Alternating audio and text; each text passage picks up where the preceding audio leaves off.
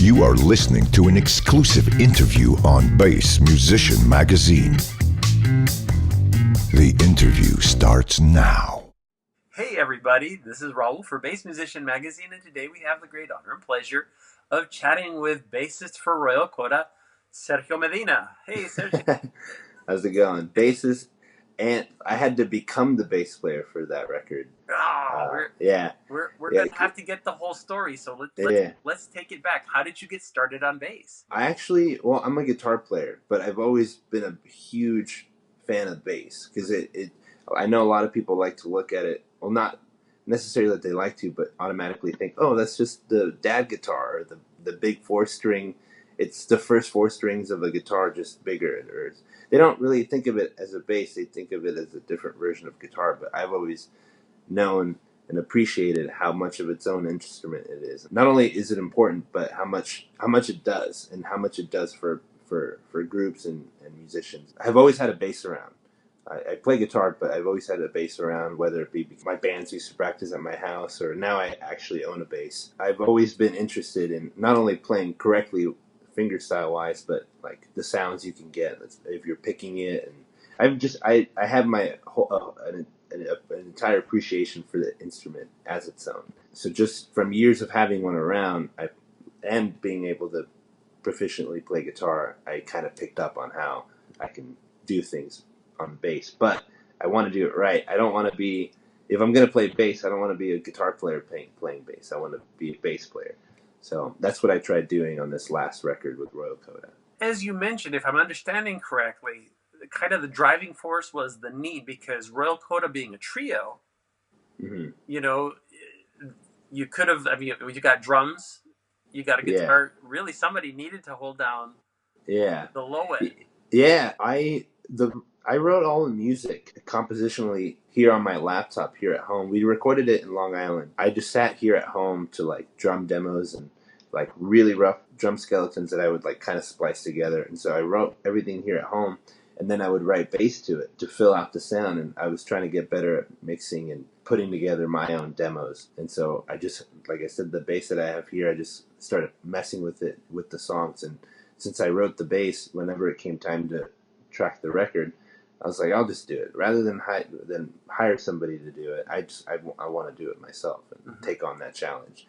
And so I had to slip into the mind of a bass player, which my producer Dom for that record was like, at one point when we had that breakthrough where he went, now you're thinking like a bass player. You've been thinking like a guitar player, but now you're thinking like... And that is one of the hardest things to do, because with bass, a lot of times the notes that you're choosing are meant to complement what's going on with the melody.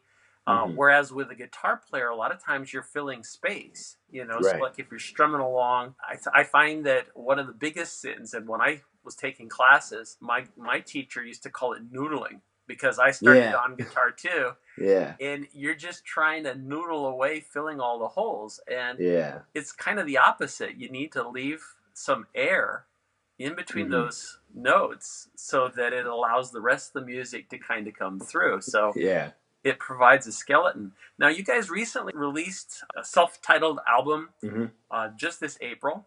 Mm-hmm. I have to say, I can definitely, I'm really surprised to hear that you weren't a bass player from the get-go, because the bass lines are really standing out. Oh yeah, that's good to hear. Very nicely. They've got a very complimentary and melodic component to them. So I now understand the guitar angle, because it seems that that's kind of a tendency that a lot of players that do play other instruments will go with a more lyrical and melodic mm-hmm. approach to their bass playing. And I think everybody always thinks of McCartney when it mm-hmm. comes to like the Beatles, that made choices that weren't just laying down a groove and holding down the scaffolding. So very, very interesting. Listening to some of them, I watched, and I'll include some of these links for YouTube. Okay. But there was one that kind of leapt out at me, and that was Breathe Correct. Okay, yeah. So that one I'm the most proud of on bass, because that song had to be kind of held down by the bass. So Yeah, so I'm glad you say that because that one to me was my favorite one on bass, the one that I was the most proud of doing because that That one's yeah, it carries a lot of the melodic aspect for me when I listen to it. It's not that I'm humming along to anything. I'm not humming along really to the guitar or the vocals. It's mainly it's what's going on with the bass. That's why I remember being really happy with it. got you. Yeah. And it looks like it's kind of almost making a social statement as well. Well, how so? Well, with some of the images that go with the video. Oh, right. Okay. Yeah, that video, my roommate Rex, he's a photographer of ours. He does some video, and so I just had him put together some of those pictures my dad took in the 80s and from his travels all over the world. But then Rex spliced in images of him traveling modern day USA because he was on tour at the time. So I was like, just get a lot of footage of you on the road and kind of splice it in together with like these images of my dad's travels. Gotcha. Um, by social statement, I want to know what your interpretation was. Well, it's again. There's a certain. I'm going to almost say kind of bleak Hmm. aspect and solitary with, and I may be interpreting the photos because there was one that kind of kept. Well, there's a guy lying on the ground. Yeah, that was in New York City in 1986. Yeah, Yeah. and here we are at a time where kind of the social extremes where you've got somebody. I'll try to stay away from politics here, Hmm. but somebody with golden toilets, and then you got somebody sleeping on a street. Yeah. Yeah. I don't. I while I it's I've struggled with this lately because as a musician, it kind of feels like, and I don't know if other musicians feel this way, but we're kind of thrown into this heavy political world where I I myself find myself going, should I make some sort of political statement with my music? A huge part of me is like, no, don't do it. Don't give in. This is just it'll blow over or but then part of me is like, no, this is something. This is really serious. Mm-hmm. Like we should be saying something. Not that we have ever done anything intentionally, especially with this Royal Coda record. We didn't do anything too intentionally political. But if it came off that way, then that's okay. And so that's cool that you got that interpretation. But when you said bleak, I definitely felt that way when I first wrote that instrumentally. I had that song instrumentally for months before the singer came in and did his part, but that song always kind of had like a bleak, kind of weird, dismal feel to it, especially in the bridge, the verse and the bridge. Well, And and one of so, the things for me as a musician, and I know people will probably go, "What?" I don't hear lyrics for most part. I hear patterns, mhm. and I maybe that's what I was picking up on because Yeah, when you mentioned your vocalist, I couldn't tell you a single word of the yeah, lyrics, but I could interpret the mhm. feel and Right. what was happening. And sometimes after many years, I'll listen to a tune that I'm really acquainted with, and I'll Hmm. take a moment and listen to the lyrics. I'm going, wow, that's what that was saying. Oh man, Yeah. that's deep. I already had the feeling about it, but I'm getting this other bit to it. Moving along, you mentioned gear. Tell us a little bit. How do you get your sound? What are you playing on? On the record, I played a P bass, Okay, Fender P bass, American. And what we did at Voodoo, which is a studio in Port Jefferson, New York, is he'll run three lines: one into just a clean DI, one into a cab in an isolation booth, and then one into a cab into the live room. So it's like big reverby, natural reverb, live room kind of sound. gotcha. And then as the song demands, he makes it to a point where he could blend one sound or the other. I believe one of the cabs was just a regular Ampeg, and the other one was an Emperor cab. I'm trying to think on some of the pedals we used. We definitely there's a lot of fuzz pedals we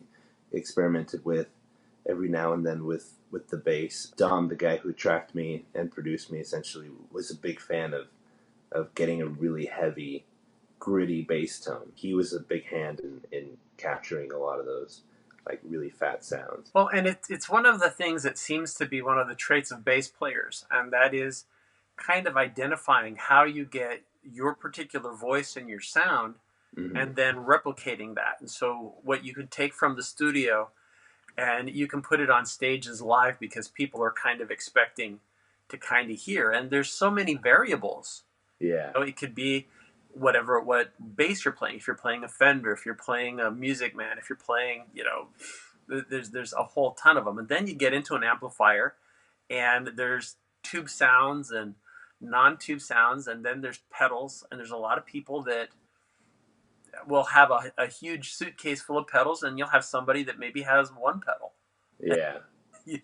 So yeah. it's all kind of that juggling act to figure out what works best for you, and strings, because right. there's that as well. If you're doing, I can't talk about strings. I'm kidding.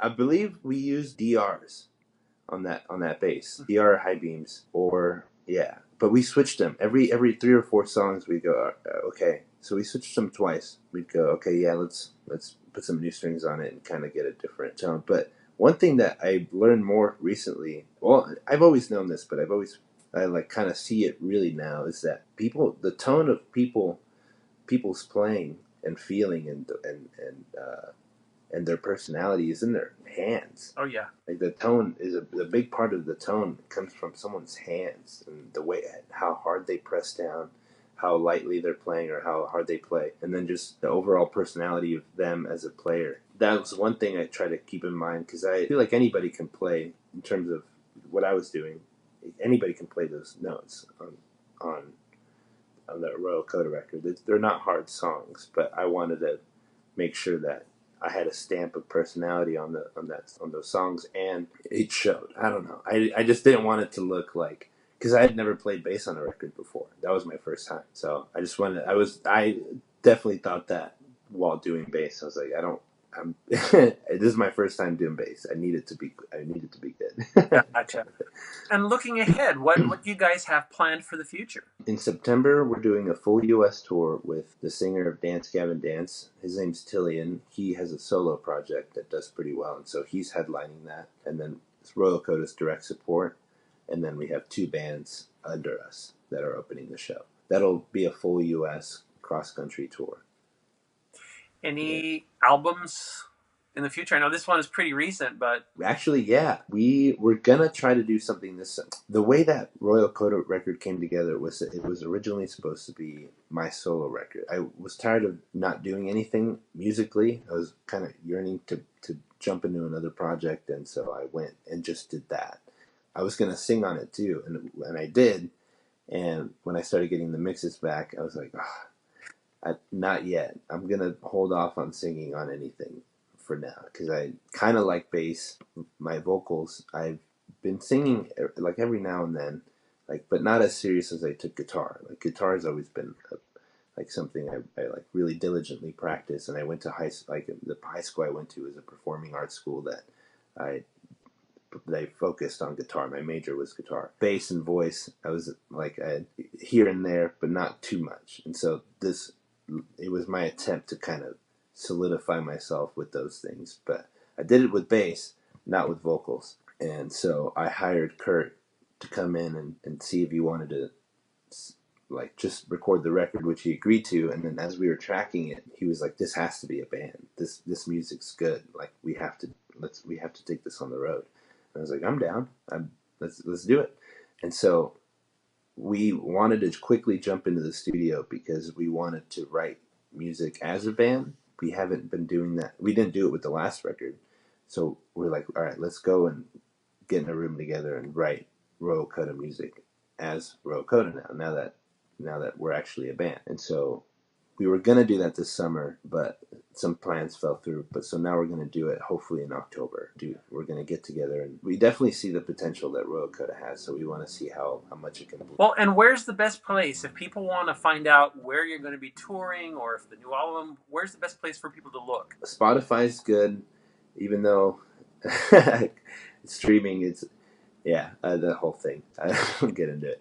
But yeah, Spotify's good. It says, let's say someone lives in New York City, it'll show where we're playing in New York, because we're playing Brooklyn. So wherever someone lives, it shows the closest tour date to them. And YouTube, we're all over YouTube on the Blue Swan Records channel, but our whole record's up for free on YouTube. And then we're on Instagram, Twitter, Facebook, everything. Just Royal Coda.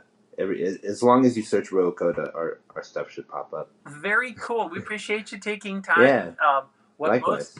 most people don't know is we had to surmount some major technical difficulties to Yeah. get this put together, but it's all good. It's It's all working out. good. Yeah. So I gotta fix my laptop now. there you go. Well, make sure you keep us in the loop about what Okay. you're doing, what Royal Coda is doing, and we'll be happy to share that with the bass community. Folks, you've seen him here, streaming perfectly. Sergio Medina coming to you live on Bass Musician Magazine. Thanks for basing out with us here on bassmusicianmagazine.com.